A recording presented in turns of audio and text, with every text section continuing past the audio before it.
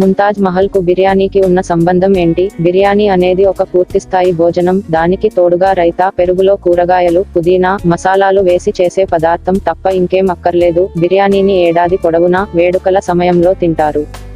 రంజాన్ మాసంలో దీని పాపులారిటీ మరింత పెరుగుతుంది. ఎందుకంటే ఈ సమయంలో కడుపు నింపే, వండటానికి సౌకర్యంగా ఉండే, శరీరానికి రోజంతా కావాల్సిన శక్తినిచ్చే, జీర్ణమయ్యే ఆహారం కోసం చూస్తాం అని కోల్కతాలో మంజీలత్ రెస్టారెంట్ ను నడుపుతున్న చెఫ్ మంజీలత్ ఫాతిమా అన్నారు. ఆమె గతంలో లాయర్, తర్వాత చెఫ్ గా మారారు. రాయల్ అవధ్ కుటుంబానికి చెందినవారు. భారత్లో బిర్యానీ చరిత్ర వందల ఏళ్ల నాటిది. 16వ శతాబ్దం నుంచి భారత్లో స్థిరపడిన, పాలించిన ముస్లిం పాలకుల ద్వారా పర్షియా నుంచి బిర్యానీ వంటకం భారత్కు వచ్చినట్లు ప్రతిభాకరన్ 2017లో రాసిన బిర్యానీ అనే వంటల పుస్తకంలో పేర్కొన్నారు. బిర్యానీ అనే పదం పర్షియన్ భాషలోని బిరింజ్ అనే పదం నుంచి వచ్చింది. బిరింజ్ అంటే పర్షియన్లో బియ్యం అని అర్థం. కుంకుమ పువ్వు, క్రీమ్ వంటి ఖరీదైన పదార్థాలను ఇందులో వాడటం వల్ల బిర్యానీని రాజుల కోసం చేసే వంటకంగా భావించారు.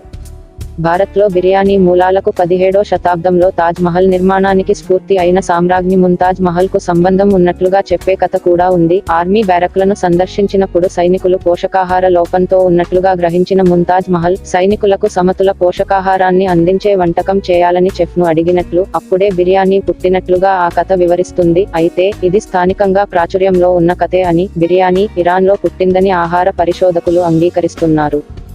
భారత్లో అత్యంత ప్రాచుర్యం పొందిన బిర్యానీ రకాల్లో అవధ్ బిర్యానీ ఒకటి. 1784లో భయంకర కరవు సమయంలో అవధ్ నవాబు అసఫ్ ఉద్దౌలా లక్నవూలో అసఫా ఇమాంబరా ముస్లిం క్షేత్రం నిర్మాణాన్ని ప్రకటించారు. ఇందులో పాల్గొనే 20,000 మంది కార్మికులకు సుదీర్ఘ గంటల పాటు పనిచేసేందుకు బియ్యంతో చేసిన ఆహారాన్ని అందించారు అని ఫాతిమా చెప్పారు. ఆ నిర్మాణ ప్రదేశాన్ని నవాబు పర్యవేక్షిస్తుండగా పెద్ద వంటగది నుంచి బిర్యానీ సువాసన రావడంతో తనకు ఆ పదార్థాన్ని వండించాలని ఆయన కోరారు.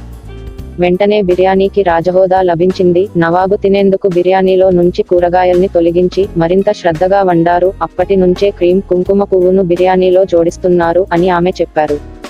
దశాబ్దాల తర్వాత 1856లో కలకత్తాకు వచ్చిన అవధ్ 10వ నవాబు వజీద్ అలీ షా తన ప్యాలెస్లోని వంటవాళ్లను బిర్యానీలో బంగాళదుంపలను వేయాలని కోరారు. అప్పట్లో బంగాళదుంప పెద్దగా అందుబాటులో ఉండేది కాదు.